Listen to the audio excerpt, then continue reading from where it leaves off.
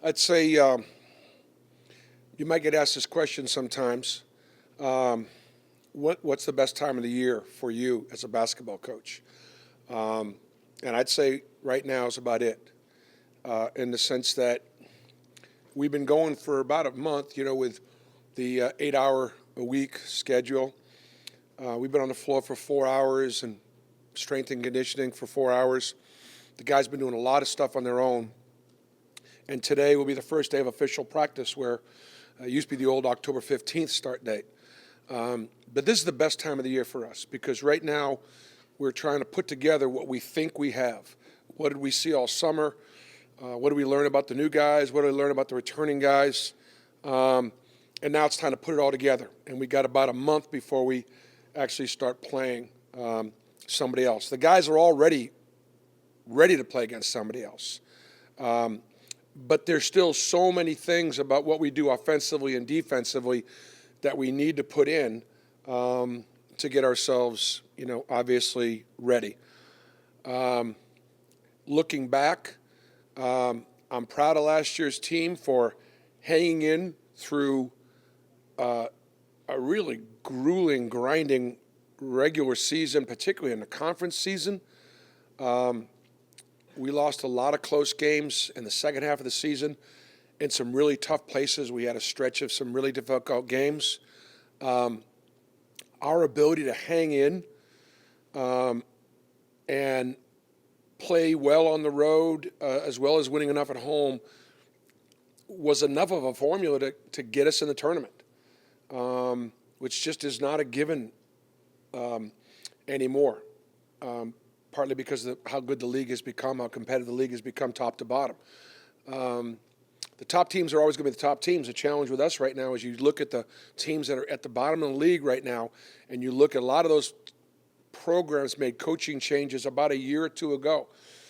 And this is about the time when those programs are going to start to, try to come on up. And so it's made it really challenging. That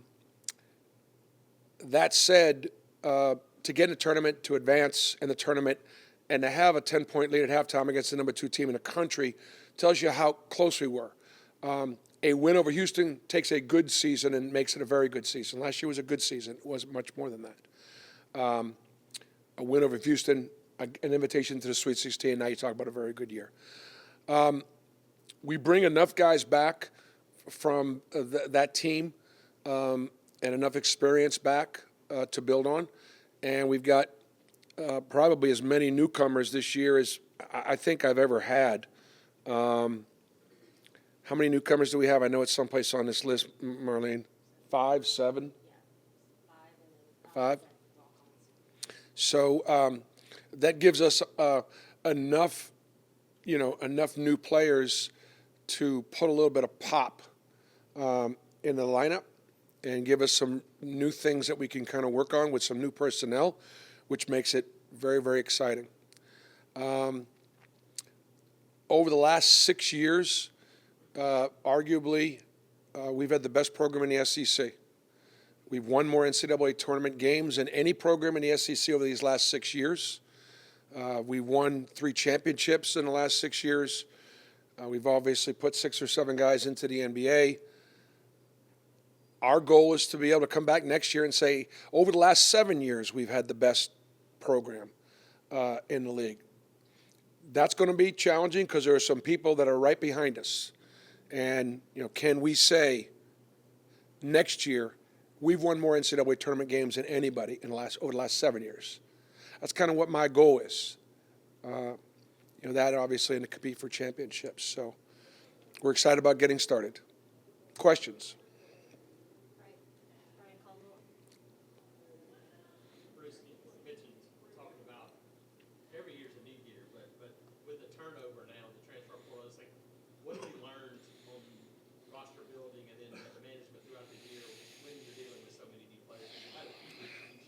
Yeah, first of all, I like the transfer portal because I like kids to be able to have the opportunity. I don't like the transfer portal because I hate losing guys. We try to create an atmosphere of tough love and family. And so nobody likes to lose parts of their family. It hurts. That said, every time we've lost somebody in the family, we've gotten better. Will that be the case again this year? We'll see, right? Um, so, for example, just looking at what replacement, Zepp graduated. So happy for Zepp. Zepp was one of the best on-ball defenders and just a real good guy that you could point to and say he sort of represents what Auburn basketball is all about. Played hard, didn't take possessions off. Denver Jones. Denver Jones, a much better offensive player than Zepp. He's bigger, he's stronger, and he works really hard defensively. That could be an upgrade at the position. Really excited about Denver. You're gonna see him do some things that he didn't do. Years past, Denver has been a shooter. He's been a guy that would get to the elbow and pull up. Now, I think in part due to the way Coach Damon Davis and our staff are able to really transform bodies. Obviously, we've been a program that's always been about development. It's been a huge part of who we are and what we sell, and guys getting better. You wouldn't recognize Denver Jones if you saw him in the spring compared to what he looks like right now. He's put on 15, all muscle, and now he's able to kind of get downhill and get to the rim, which is an element of his game that he didn't have before. Chaney Johnson, same thing. In addition, Chaney just got a haircut, which I walked in the gym, didn't even recognize him. He's put on 15, and he is a tremendously powerful athlete. Who is he replacing? He's replacing Johan Traore. We played Chris Moore a little bit at that backup four position behind Jalen Williams. He's a Division II player who was one of the better Division II players in the country a year ago, now gets a chance to play in the SEC. I think it's a great story. He's in a battle with Jalen Williams for the starting position, and right now it's really close. It's very close. Jalen has had a really good fall. Chaney has had a great summer and fall. But he's big and strong and athletic and powerful and can shoot it, can defend multiple positions. I think we're better at that position, again, because of the transfer. Chad Baker.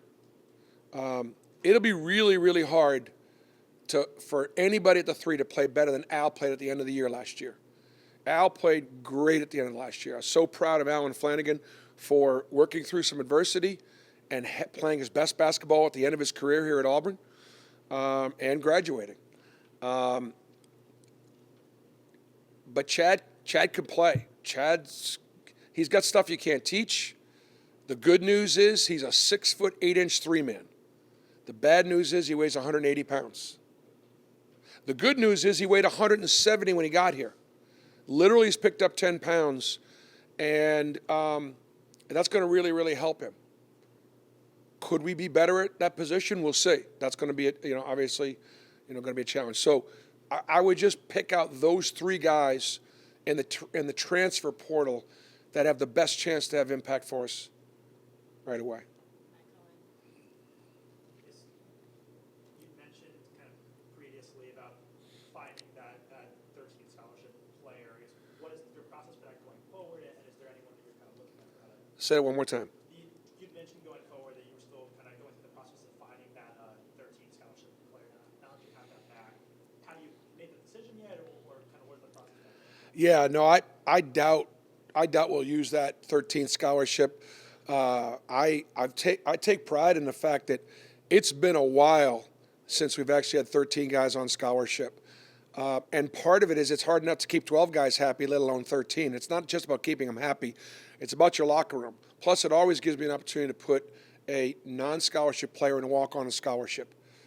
But we won't do that till, if we do that last scholarship, we'll hold it to mid-semester just in case something pops up mid-semester that then we would have an opportunity. Bruce, the last few seasons, three-point percentage as the team's kind of been lower than usual. Pretty much all the guys you got in the portal this year are due to have been great three-point shooters at some point in their careers. Was that part of the plan, just trying to find some more guys that could go Man, I'd love to take credit for being part of the plan. In recruiting, we try to get the best we can. And yeah, I mean, everything that anybody does offensively works better when you put 4 or 5 guys out there that need to be guarded on the perimeter. The floor opens up. The NBA is flat out almost given up on basketball players who can't shoot the 3-ball. Like literally, when you got a draft last year where Drew Timme, Sonogo, and Shiwei, none of those 3 kids drafted, and they were the 3 most dominant players in college basketball last year. Don't get drafted. The only thing, the common denominator there would be maybe they're not as athletic or they don't shoot it. And yet I actually think all 3 of those kids will play in the NBA, and all 3 of those kids are going to be really successful in the NBA. But it just sort of tells you what a premium, the perimeter shooting is. I thought so far this fall we've shot it better. I don't know if it's because we're not defending it as well. But it's something that we definitely need to improve on. And I do think it'll be, I think we have the personnel to do it. Jacob? We know it's tough to prepare for SEC play because the conference is so good every single year, but you guys have a really, really stacked non-conference slate this year. How do you prepare for that, especially with so many good teams right out of the gate? In order to maintain a relevance, Auburn basketball, I believe 5 out of the last 6 years has been in the top 11 in the country. I say that because it would have been 5 out of 6 being in the top 10, but last year I think the closest we got was 11th. I don't think we got in the top 10. When I say that, that might surprise you. Really? In the last 6 years we've been 4 of those years we got in the top 10 at one point, and last year we got 11th.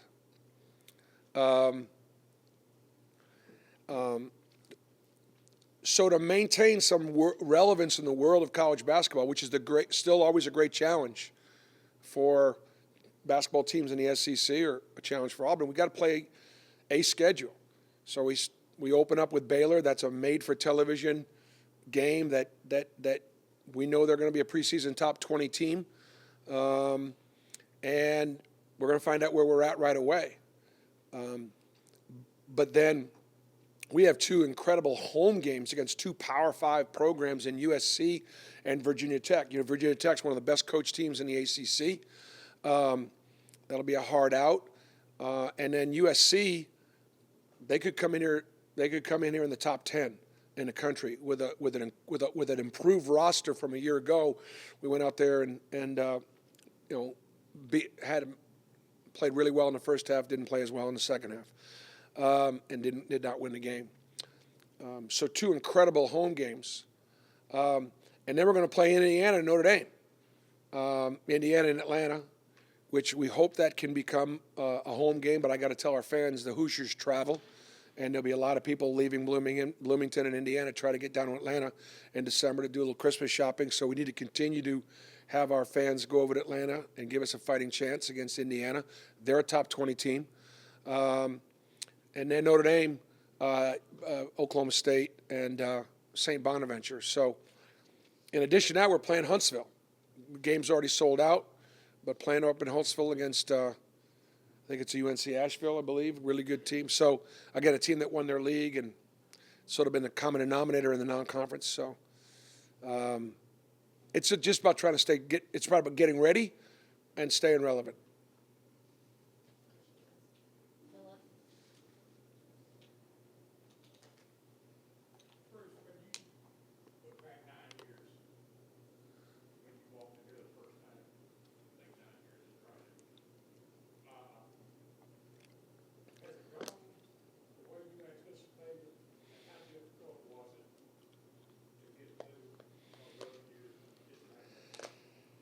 I finished the end of that question, Philip. Has it gone the way I anticipated? That's me. I just can't hear anymore. Oh, yeah, I'm sorry. I said, has it gone the way you anticipated, and how hard was it to get through those early years when you did not have a separation? Great job. Well, my goal in coming to Auburn was to get the basketball program up to the level of excellence that the rest of the sports programs enjoyed and the other parts of the university enjoyed. So whatever that means. Did I expect to get to a Final Four? You know, probably. I'd not been, as a Division I head coach, I hadn't been in the Final Four before. I won a national championship in Division II. I finished second one year. I went to a few Elite Eights. So I would think that exceeded my expectations if I had an expectation.